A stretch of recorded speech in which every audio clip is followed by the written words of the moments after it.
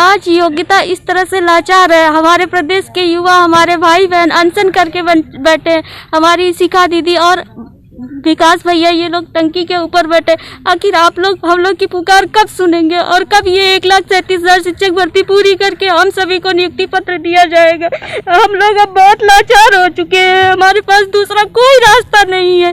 अब हम या तो नियुक्ति पत्र लेंगे या तो हम अपनी जान यहीं पे देकर जाएंगे। योगी सरकार से हमारी यही पुकार है, सीटें जोड़ो 22,000, योग्यता की यही पुकार।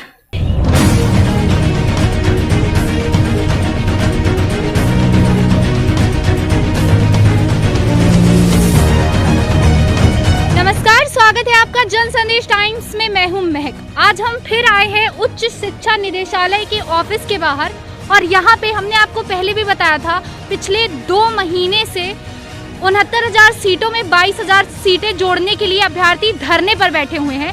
काफी लंबा समय बीत चुका है और अब इनका जो गुस्सा है, जो आक्रोश है, वो बढ़ता चला जा रहा है। आज आप देख सकते हैं कितने भारी मात्रा में लोग यहाँ पे मौजूद हैं और सब सिर्फ इतना चाहते हैं कि इनकी मांगों को सुना जाए। अब तक सरकार की तरफ से, प्रशासन की तरफ से दिया जाता है तो क्या सिर्फ आश्वासन।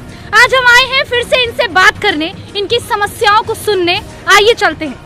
बताइए मैडम, आप कितने दिनों से बैठी हैं, क्या क्या समस्याएं झेलनी पड़ रही हैं आपको? हम लोगों को काफी टाइम हो चुका है। हमारे भाई वहाँ टंकी पे चढ़े हुए, उन लोगों को 58-59वां दिन है आज। यहाँ आमरण अनशन पे आज चौथा दिन है। लोग मरने को बिल्कुल भी कगार पे आ गए हैं उसके, और हम लोग बच्चों को लेके इतनी दूर दूर से आए हैं। आज हम लोगों के इसलिए 125 और 130 मार्क्स आने के बाद भी एकेडमिक उस टाइम का है जब कल्याण सिंह थे, तो हम लोगों को एकेडमिक 50-60% भी बनता था तो स्कूल में टॉप आते थे हम लोग। लेकिन आज 90-95 ऐसे ही बच्चों के आ जाते हैं। तो आज के जो जिनके 90 मार्क्स थे वो नौकरी ले गए और हम लोगों के 90 से 110 के ऊपर मार्क्स 125 होने के बाद भी हम लोग योग्यता लाचार हो गई है, इसलिए योग्यता सड़कों पे भटक रही है। योगी सरकार से हमारी यही पुकार है, सीटें जोड़ो 22,000, योग्यता की यही पुकार। देख सकते हैं हमारे भारत की योग्यता सड़कों पर नजर आ रही है।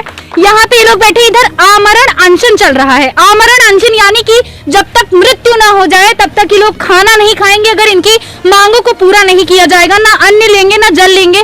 आइए हम कोशिश करते हैं इन लोगों से बात करने की।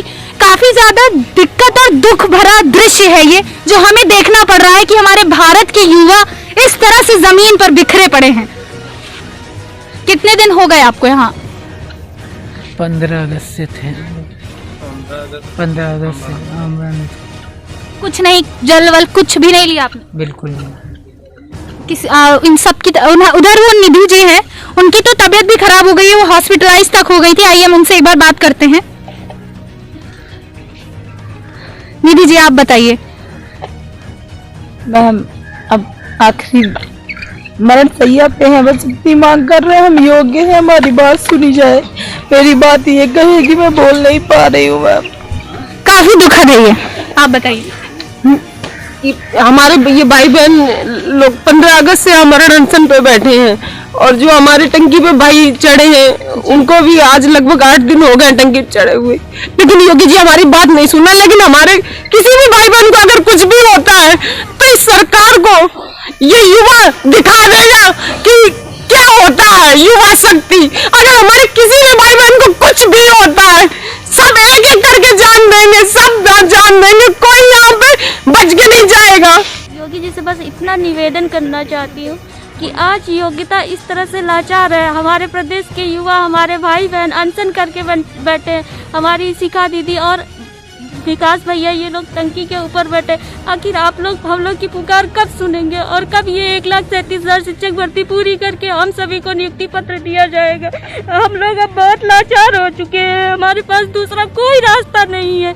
अब हम या तो नियुक्ति पत्र लेंगे या तो हम अपनी जान यहीं पे देकर जाएंगे। मिलकर इसीलिए पढ़ाई की थी कि एक दिन हम शिक्षक बनेंगे, और आज हम यहाँ धूप में बिना किसी व्यवस्था के भूखे प्यासे बैठ के रो रहे हैं और कोई भी हमारी पुकार सुनने को आगे नहीं आ रहा है। अब किससे कहेंगे? ये तो हमारे प्रदेश के मुख्यमंत्री जी का ही उत्तरदायित्व है ना कि वो हम सबको रोजगार दे और ये 1,37,000 पद पूरा भर के हमें नियुक्ति पत्र प्रदान करे। मैं बस इतना कहना चाहती हूँ। हमारी भारत सरकार कहती है कि बेटी बचाओ और बेटी पढ़ाओ। देख सकते हैं आप कितनी बेटियां यहाँ पे बैठी हुई हैं, भावुक हो रही, रो रही, जिनके ना खाने की व्यवस्था है ना नहाने की व्यवस्था है, कैसे ये अपना गुजारा कर रही होंगी। मैडम आप बताइए। जी मैम, मैं उन्नाव से आई हूँ। मैं योगी जी से यही कहना चाहती हूँ कि 1,37,000 पदों को, जितने भी खाली पद हैं उनको भरा जाए और सबको नियुक्ति पत्र प्रदान किए जाएं। उन्नाव से आई हुई है ये, और दूर दूर से लोग आए हुए हैं जो रोजगार के लिए, अपने हक के लिए, अपना पेट पालने के लिए सड़कों पर बिछे हुए हैं। काफी दुखद है और काफी आहत भरा नजारा है ये, जिसे देखकर दिल दुखी हो जाता है। देख सकते हैं आप किस तरीके से हमारे देश के युवा आज भावुक हो चुके हैं, रो रहे हैं, बिलख रहे हैं, सड़कों पर पड़े हुए हैं। और इनकी जान अगर जाती है तो इसकी जिम्मेदारी आखिर कौन लेगा, कौन जिम्मेदार होगा? क्या तब सरकार आएगी सामने जब वक्त हाथ से जा चुका होगा? क्या तब सरकार को दिखाई देगा? आप देख सकते हैं यही इन्हीं में से कुछ अभ्यर्थी ऊपर पानी की टंकी पे भी चढ़े हुए हैं, प्रदर्शन कर रहे हैं। क्या एक बार इनकी बात नहीं सुनी जा सकती? सिर्फ आश्वासन देना क्या काफी है?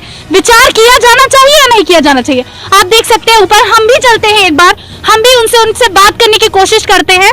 और हमारे देश के युवा अगर दिक्कत में और कष्ट में है तो जन संदेश टाइम्स की टीम भी ऊपर चलेगी उनसे बात करने। आइए चलते हैं। आप देख सकते हैं हम नीचे पानी की टंकी पे ऊपर चढ़ते हुए आ रहे हैं, और जब हमारे देश के इतने युवा खतरे में हैं तो हमने भी अपने जान खतरे में डाल के एक बार यहाँ चढ़ के और देखने का फैसला किया।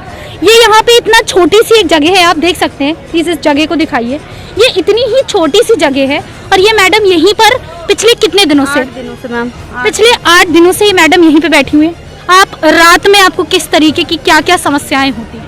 मैम हम लोगों को इतनी ज़्यादा समस्या होती है, सोचिए आप लोगों को यहाँ पर खड़े होकर कवरिंग करने में, हम लोग को कितना कवरेज देने में कितनी दिक्कत हो रही। सोच सकते हैं कि मैं यहाँ पर बैठी रहती हूँ, मुझे रात को नींद भी आती है, मेरा फेस स्वेल हो गया ना, मुझे नींद। सोच सकते हैं कि मैं जब यहाँ पर बैठ नहीं सकती हूँ तो मैं रात को सोऊंगी कैसे? यहाँ पर किसी प्रकार का सेफ्टी मेजर्स नहीं है, तो मुझे हमेशा ये डर लगा रहता है कि मैं अब गिरूंगी कि तब गिरूंगी, क्योंकि इसीलिए मेरी पूरी बॉडी पूरा पेन हो रहा है। मेरा क्या बोलते हैं, पूरा पैरों में स्वेलिंग आ गई, केवल अपने पैरों में स्वेलिंग आ गई है, पूरा पैर इस तरीके से मुझे हर समय सिकोड़ के बैठना पड़ता है और किसी भी प्रकार की सुविधा नहीं है। वॉशरूम के लिए सोचिए हमने वो दिखाई, पन्नी बांध रखी है। यहाँ पर हम लोग जाते थे हॉस्टल में, हम लोग को वहाँ से भी मना कर दिया गया, ना नहाने की सुविधा है ना कि वॉशरूम जाने की सुविधा। सोच सकते हैं कि हम लोग यहाँ से 8 दिन से कैसे सर्वाइवल कर रहे हैं। बिल्कुल आप देख सकते हैं इतनी छोटी सी जगह में बारिश है, आंधी है, तूफान है, अगर कुछ भी आता है तो ये किस तरीके से यहाँ अपना गुजारा करती होंगी। इसके साथ अब हम ऊपर चलते हैं और देखते हैं वहाँ क्या परिस्थितियाँ हैं, वहाँ किस तरीके का माहौल है और लोग कैसे धरने पे बैठे हुए हैं। आप देख सकते हैं हम सबसे ऊपर आ चुके हैं। एक बार हम नीचे दूरी दिखाना चाहेंगे कि, और ये टंकी भी काफ़ी पुरानी है, काफ़ी जर्जर हो चुकी है। लोग नीचे धरने पर बैठे हैं, अमरण धरने पे भी बैठे हुए हैं और काफ़ी दुख भरी ये परिस्थिति है जब हमारे देश के युवा इस तरीके से परेशान हैं। क्या नाम है आपका?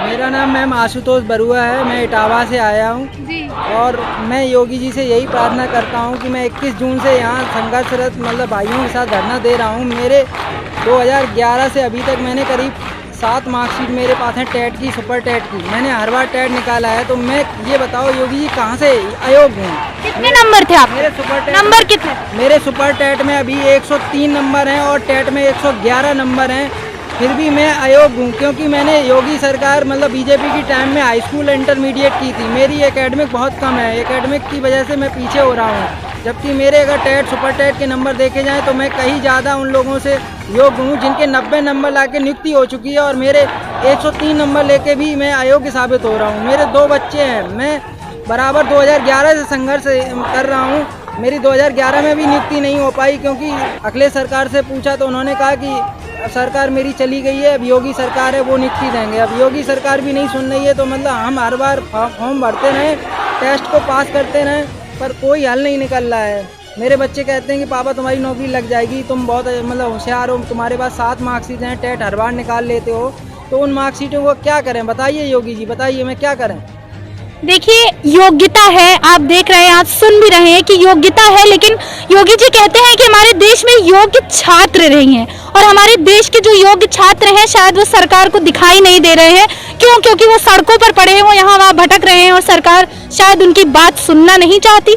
आप देख सकते हैं हमने आपको हर एक पहलू दिखाया, किस तरीके से लोग आमरण अनशन पे बैठे हुए हैं, किस तरीके से लोग पानी की टंकी पर चढ़े हुए अपनी जानों को हथेली पर लेकर हमारे देश के युवा सड़कों पर है, हमारी देश की महिलाएं, हमारी देश की बेटियां आज सड़कों पर हैं, जिनकी उम्मीद टूटती हुई नजर आ रही है। ये योग्य सदस्य हैं, ये योग्यता हमारी सड़कों पर है। सरकार हमारी योग्यता को मौका दे, इनका यही कहना है, इन सबका यही कहना है कि इनको इनका हक, इनका अधिकार दिलाया जाए। आखिर सरकार की चुप्पी कब टूटेगी? जब हमारी देश की योग्यता टूट जाएगी। ये विचार करने वाली बात है, विचार कीजिए। मैं महक शर्मा, कैमरा पर्सन सनी के साथ।